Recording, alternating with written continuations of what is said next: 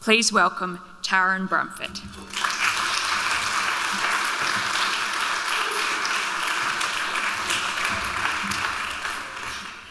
Thank you for that introduction, and thank you to the family of Grace Groom. It was such a delight to meet you and have a chat with you, and I'm sure there's many more conversations to have.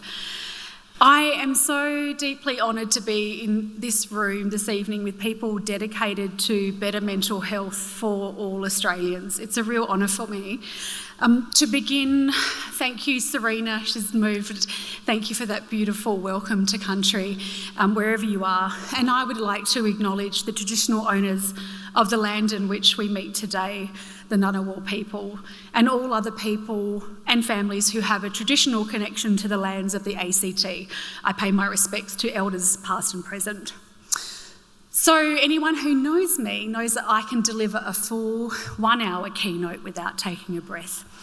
And I only have half an hour tonight.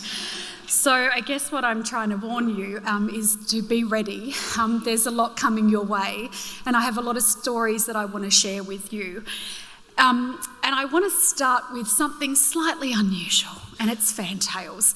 I'm outraged that they are stopping the manufacturing of fantails.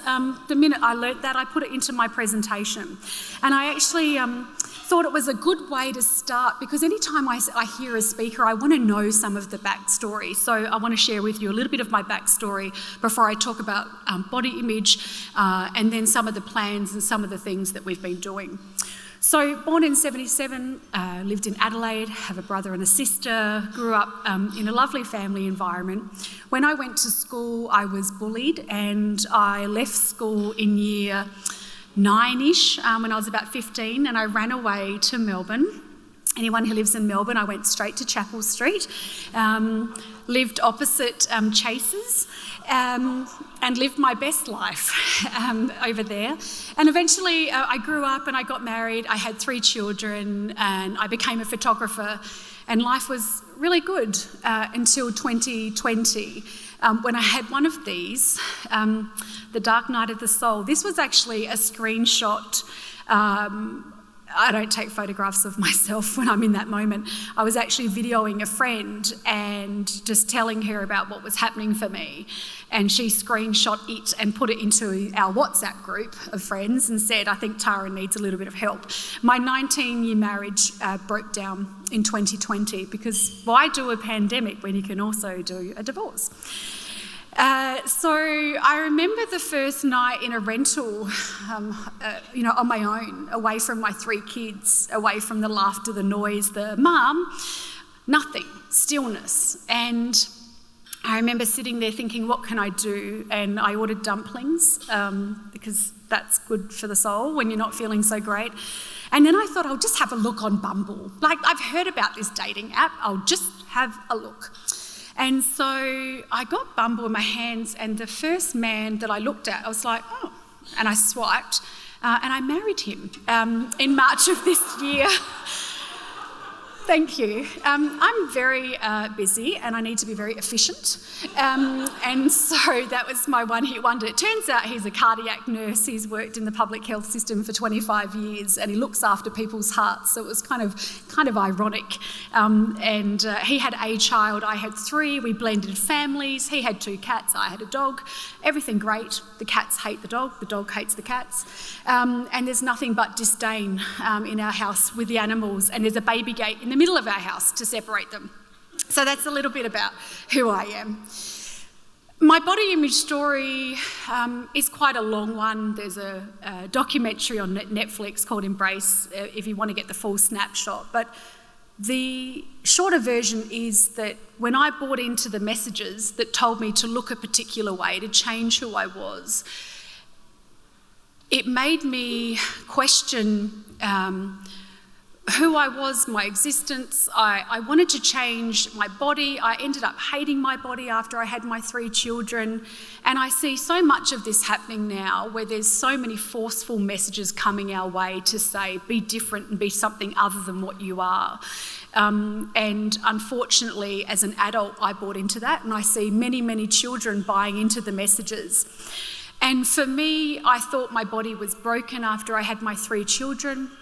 And I thought, well, I'm going to have surgery to fix what I thought was broken. And I booked the surgeon's appointment. I walked in there and I was one person and I walked out different. I thought, I've got a pathway to happiness. And something happened next that I never anticipated. I had an epiphany. I was watching my daughter Michaela play and I thought to myself, how am I going to teach Michaela to embrace her body and have a good relationship with her body if her mum changes hers so radically with surgery? It's really important to note that there's no room for judgment in this body image movement. So if you've changed your body, that's your body, your rules, my body, my rules.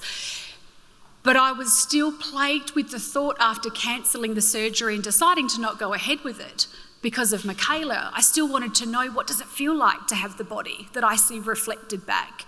And so I said to my trainer at the gym, I said, I'm not having surgery, I'm still plagued with this thought. She said, why don't you do a bodybuilding competition? I was like, I am not doing a bodybuilding competition. That is not in my life. Well, it was. I went from being very white to very orange in a matter of weeks. And I think it was my social experiment to discover how it would feel having the body that I had desired and wanted for so long. And I remember being up there on stage and looking out in front of 900 people and I saw one person. I saw my dad in that silver bikini. I thought, what is Dad thinking right now?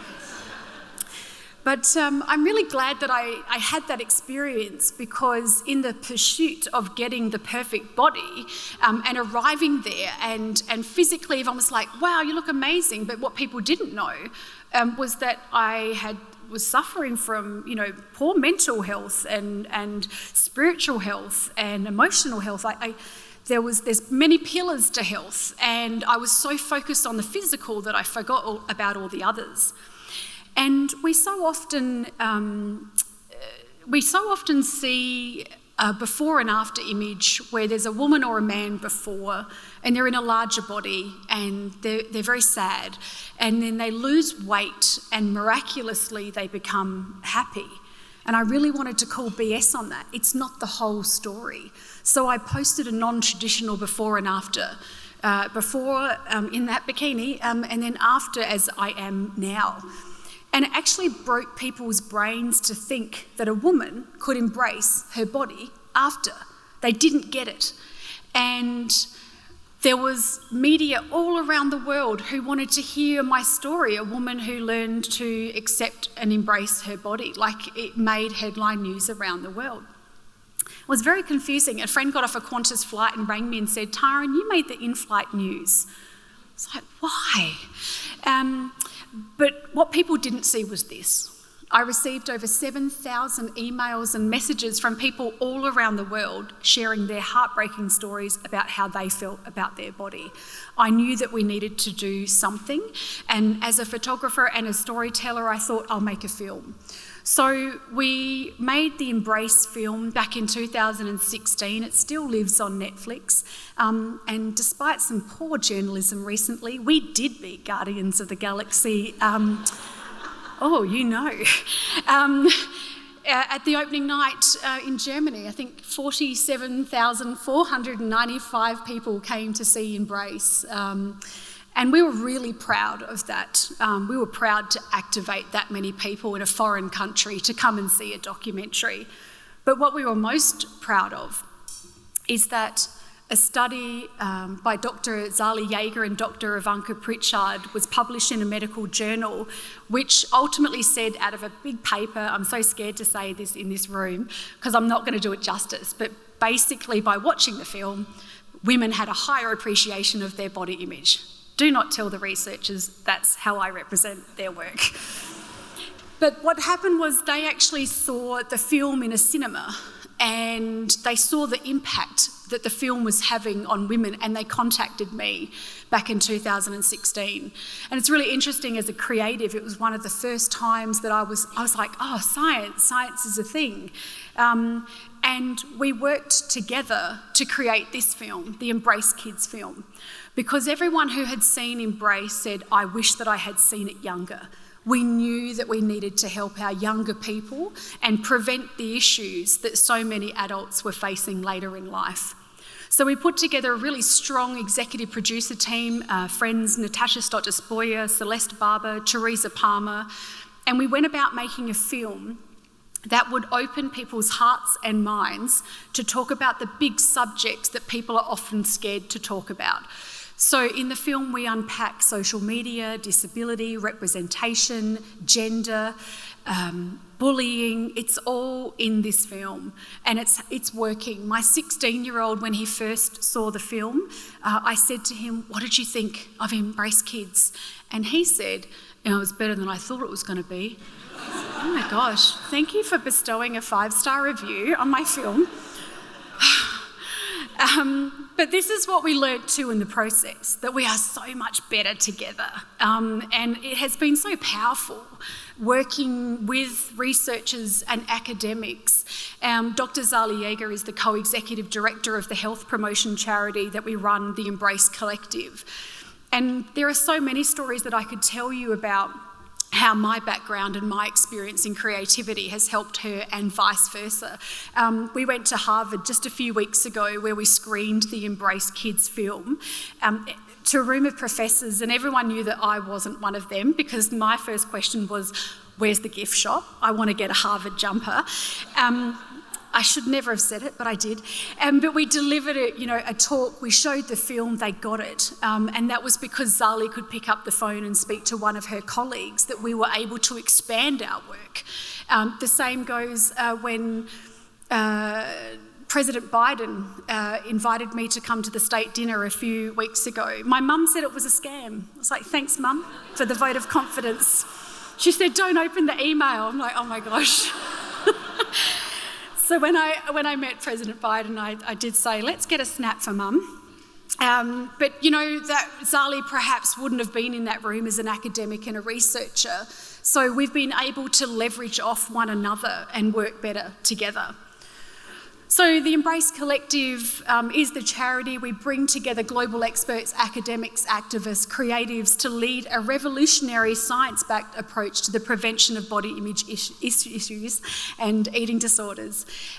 We have a lived experience advisory team, an academic team. We have so many people working together, and it's just been a really beautiful It's been beautiful to grow a team and to listen to all of the stories and to work with creative and science, and it's having a big impact. This is our vision. It's pretty bold. We have a vision where kids are free from feeling judgment and shame around their bodies, and that's for everyone. It's not just kids. It's just that this year our focus is on kids. We want people to be happy and healthy and ready to take on the world, and we know that having a foundation of good body image is where it begins.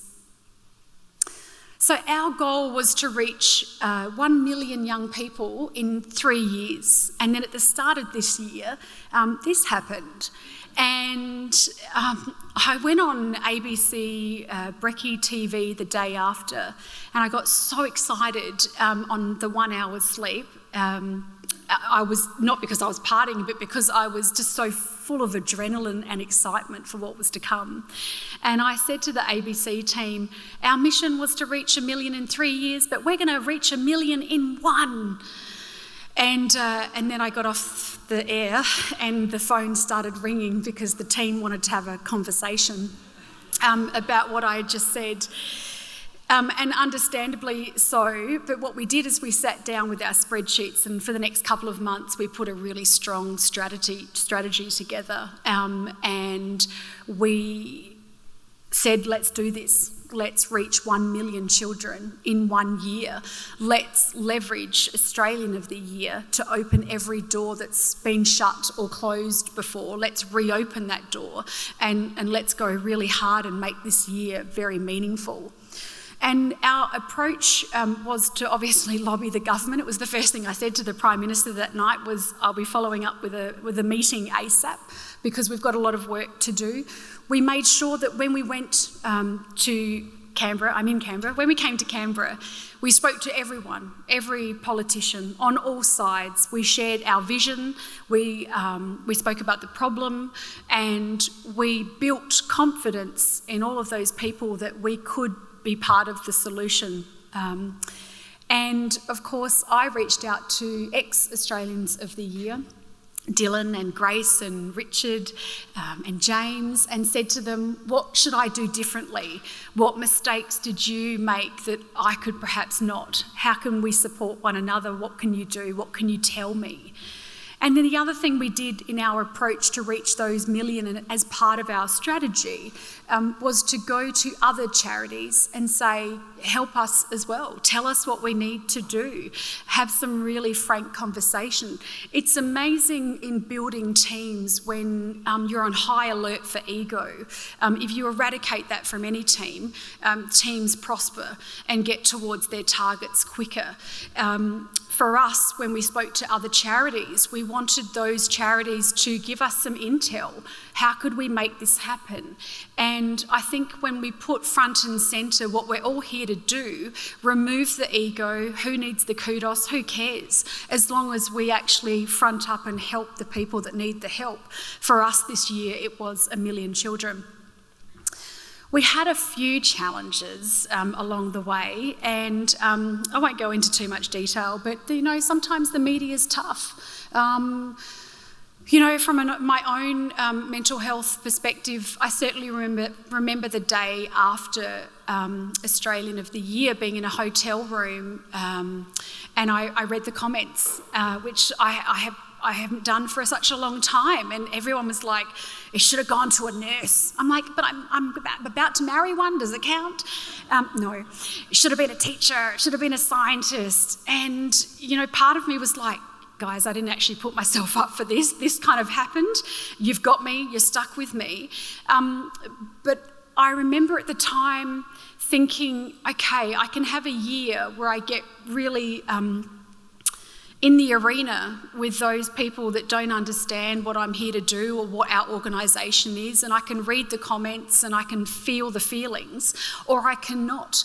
And on the 26th of Jan, I decided to not read any comments or any media, and we would just go so hard on our objective and our targets.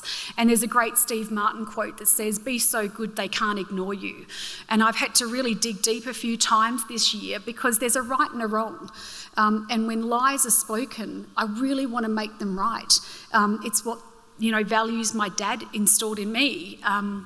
But there's a time and a place, and that time and place will come, but it won't be during my year as Australian of the Year. Our focus is too important on the kids. So we're also up against trillion-dollar industries, cosmetic, diet, beauty industries, who, not all, but a lot of them want to make people feel bad about what they look like or who they are, so we buy their products. And so many of us have been in that world where we buy into those messages, and they really don't like us when we say, hey, we can have this sense of agency to feel better and protect ourselves and armour ourselves, and we don't need what you're selling to us. It really frightens them. But I think what we need to do is, instead of fighting against those trillion-dollar industries, we've just got to empower people to make choices with the money that they spend and who they spend it with. And also really focus not on appearance, but who you are and what you do and what you contribute to the world.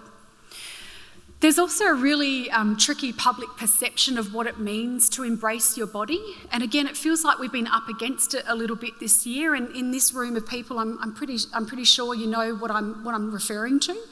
I think there's a great fear that if people feel good in their bodies, they're going to become unhealthier. And we know it's the absolute opposite. We know that people who have a higher appreciation of their body image are more likely to move their bodies, eat fruit and vegetables, get cervical screenings, wear sunscreen. Our young people are less likely to smoke, drink, take illicit drugs and vape. The reasons why we would want to get people to embrace their bodies, that list is very long. There is nothing on the list. There's no reason why we would not want people to embrace their bodies. It's good for their health, it's good for their happiness, it's good for everybody. It's just not good for a few industries along the way. Government timelines and processes versus the pace in which we're used to moving. I see some of your faces. I had to go buy some drums to get over this one. I was like, what do I do? This is really frustrating. But I respect and appreciate there's a process, and there's a process for good reason. And we've just had to adjust some of our thinking of walking around an office going, I've got an idea, and you walk into someone in marketing, then you walk to design, and then by the end of the day you've got a press release and you're doing it. It doesn't work like that. It has been a challenge, but that's okay. We just work with it.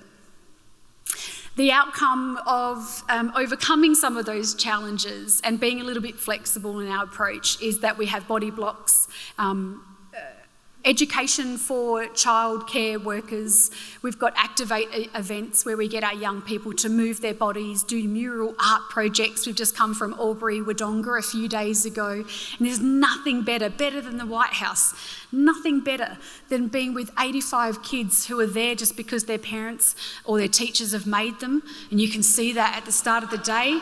And then they leave and they're like, that was awesome. It's like the best KPI you could ever get. And also watching their cogs turn. You know, when they're watching a film or they're hearing from somebody or they're participating in a discussion afterwards. It's really powerful and it's really exciting. We've got the Embrace Kids classroom program. For Year 5 and 6 and 7 and 8 curriculum-aligned resources for free. The WA Education Department just greenlit those resources in record time. It only took a couple of months. Extraordinary. And I loved running into our Education Minister, Blair Boyer, on Friday night at a state dinner and said, those Western Australians move fast. Blair. I think this is what we need to do. We need to be a bit cheeky and we need to keep pushing through. If we know something that's going to help people, we need to advocate and we need to push and we need to be polite. Persistence wears down resistance. We also have Embrace Sport. It's really important, and especially in this room you will get this, how good it is for all of us to move our bodies. And yet so many of our young people are dropping out of sport for reasons that they shouldn't be. You know, uniform choices, a comment from a coach, not feeling like their body is the right body to play the sport that they're passionate about playing. So a whole new narrative to talk about there too. We will reach 1 million children this year. The last count came in about 2 weeks ago at 780,000. So at a time of year where sort of people are taking their foot off the pedal, ours is firmly down. We've got to go harder. You know, come Australia Day next year, we must reach that 1 million, and we will, but it's just going to take a mighty big push. But reach is one thing. Reach is just the beginning. Reach is actually quite easy. It's the meaningful layers that are the next steps to what we're doing in 2024 and 2025 and beyond. Just really quickly, in this room, it would be remiss of me to not remind some of you and share with some of you that body dissatisfaction leads to depression and anxiety, lower engagement in physical activity, eating disorders, and alcohol and other drug use. We know that appreciating our body is better for our positive mental health. We eat more fruit and veg, we move our bodies more, we have a stable weight over time, and we wear sunscreen. The misconception is that making people feel shame around weight is necessary to motivate engagement in health behaviours. And what we know now, and what we always intuitively knew, is that supporting people to embrace and appreciate their bodies is the new pathway to health behaviours and outcomes. We're up against it because people don't want to hear it. You know, I addressed this in the press club a few weeks ago here in Canberra. Special K pinch an inch, Norm Life Be In It. There was a few campaigns that made us feel pretty lousy in our bodies. They were less than inspiring. And when eating disorders doubled from the ages of 5 to 12 in the 2019 report, everyone was sort of quick to blame. It was pandemic and it was social media and it was this and it was that, and it actually wasn't. We truly believe that it was 2 decades of really unhelpful health messaging that led us to that moment in time. And I think if we all stopped and reflected on what actually makes a lot of sense here, it is people who feel good about their bodies are more likely to look after their bodies. And we need to support them to do that in all of the environments. Really, I don't even know how I'm going for time, guys. It's like a time abyss up here. So I'm going to say I've got 6 minutes. Is that 6 or 7, I reckon? I want to give you a top 5 because here's the thing. With this exchange of energy in this time, I would love, from a practical perspective, for all of you to walk out of the door feeling a little bit better about yourselves and your own body image. And I want to share this as a real versus real, because I think what is really required in this country is some real leadership where we show up in all the ways, where it's not always shiny, where sometimes it's hard, where sometimes we have emotions. There's a great Steve Furtick quote, and he says, "Don't compare your behind the scenes to everyone else's highlight reel." Great quote. We do a lot of it. This is my gift to you. Merry Christmas. So I just want to put a caveat on this. I'm a very, very clean person. My friends know me. I'm a bit of a germaphobe. I'm not very tidy, but I'm very clean. I didn't know that under heavy furniture in your house, that's what's there. You should all go home tonight as the first thing on your agenda and have a look under the couch. Now, Tim, that lovely nurse that I married back in March, it was month 3 of dating, where you are showing up as your shiniest self, let's be frank. He found it. And the reason I married him was because when he found it, he said, "Oh, look, it's like its own colony and it could have its own currency." And it kind of reminds me of the time where 60 Minutes was in my home and Tara Brown was there with the full film crew. And I said to my 3 kids as they went to school that morning, I said, "When you come home from school today, 60 Minutes is going to be here. So be cool." You know what that means. So when my son came home from school, my eldest, he was 10 at the time, he walked in, he had his little school backpack on, and he walked straight through Tara Brown and the whole crew, and he dropped his backpack and he said, "Hey Mum, I'm just going to go get the dog shit off the back lawn." And I was like, "Sorry?" And I took him into the bedroom and I said, "Oliver," it's like that yelling that you do but you're not yelling. And I was like, "It's 60 Minutes. When I said be cool, I meant eye contact, handshakes, polite pleases, thank you, not what you just did." I gave this kid a right royal serving, and then I went back out into the kitchen and I was like, "Shall we continue?" And then I realised my microphone was on. So now I've kind of given up on being shiny, and it's just, take me as I am in all the ways. Reframe and relabel our bodies. It's something that's very powerful. It's what I did, when I wanted to say I hate my legs because they've got cellulite and stretch marks. I reframed and went, "Oh, you've run a couple of marathons. Like, that's pretty cool. Thanks, legs. I can't show you this evening, but I'll wave goodbye to somebody and I'll stop waving. My arms are still waving." I used to hate my arms and cover them up, but I've reframed it and thought, gosh, I can hug my loved ones with my arms. Reframing and relabeling our bodies is really powerful. This, I know, sounds a little Pollyanna, judge less and love more, but I tell this story and you'll understand why. Jason, my brother on the right, played Sean Penn's movie double in The Thin Red Line.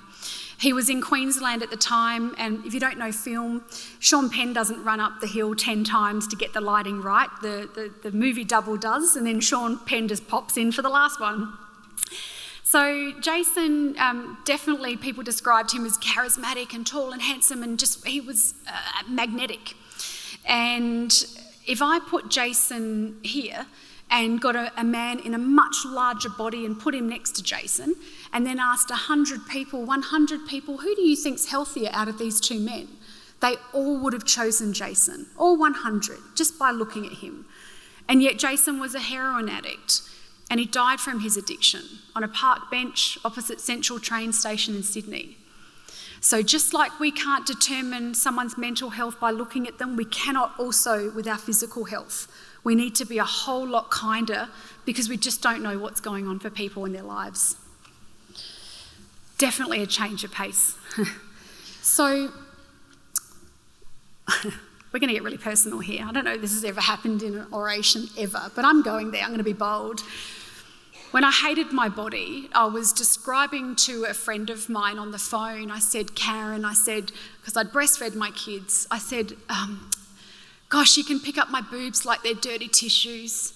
And Karen on the phone said to me, oh, Taryn, she said, my boobs hang down to my knees. In winter, I can wrap them around my neck and use them as a scarf. And we just laughed, like what could have been a very slippery slope to a very long conversation about all the parts of our body that we hated. We were able to find some lightness in those moments. And I think we can do a little bit more of that as well. 28,000 days, that's the average amount of days that we get if we're really lucky. And some of us aren't as lucky as others. And I think for all of us who are here, can we honour and respect our bodies? Can we be kinder? Can we love each other a little bit more? Can we listen more? Talk a little bit less? Can we all work together? Can we remove the ego? Can we just focus on the outcomes? I really think we can. And I know from the perspective of hating my body to loving it, it feels like a superpower in life. There's nothing that's given me more joy aside from my kids, more adventures than having a really good relationship with my body. You don't have to love your body. You could like it. You could feel neutral about it. It's still as powerful. But it's an invitation to each and every one of you here to examine how you feel about yours and see whether there's a room for a little more love. Our bodies are not ornaments in life, they're the vehicles to our dreams. I really believe this, and I would love each and every one of you to connect beyond this evening. We have free resources that hopefully can help you in your sector, and it has been such a pleasure and a joy to spend tonight with you. Thank you. Thanks.